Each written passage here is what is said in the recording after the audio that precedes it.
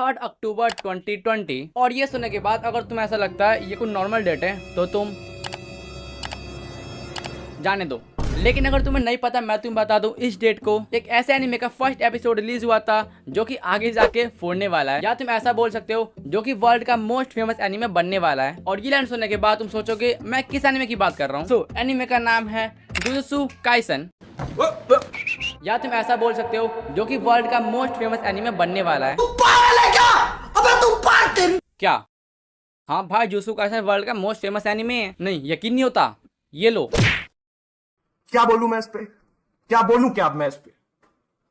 मैं कुछ बोल ही नहीं सकता। लेकिन सारी बातों को साइड में रख के क्या तुमने कभी सोचा है जुजुत्सु काइसन के फेमस होने का राज क्या है? स्टोरी नहीं, कैरेक्टर्स नहीं, मेन कैरेक्टर, लेकिन है कौन? साले तू या ये सब। ज्यादा आगे मत जाओ, बस यहीं तो रुक जाओ। मैं तुम्हें बताता हूँ जुजुत्सु काइसन के फेमस होने का राज क्या है। तो देखो, जुजुत्सु काइसन के फेमस होने के दो बड़े बड़े रीजन है।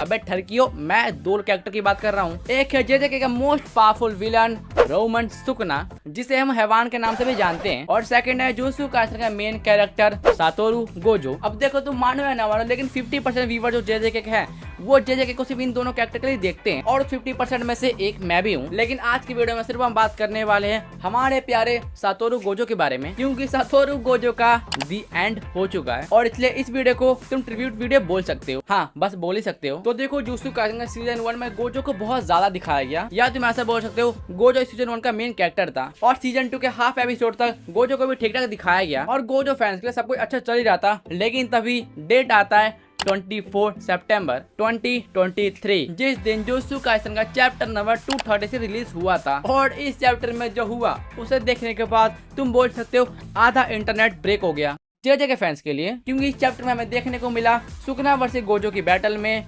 सुकना जीत चुका है एंड गोजो का किटकैट बन चुका है। Okay sorry. और इसके बाद क्या पूरे इंटरनेट पे गोजो फैंस ने रोना स्टार्ट कर दिया, और यहाँ तक कि जेजेके के राइटर गेगे गुतामी को डेथ थ्रेट देने लगे। और उसके बाद से हर एक content creator Gojo is back, Gojo dead, इस तरीके की वीडियो बनाने लगा और बहुत सारे व्यू छापने लगे। क्या?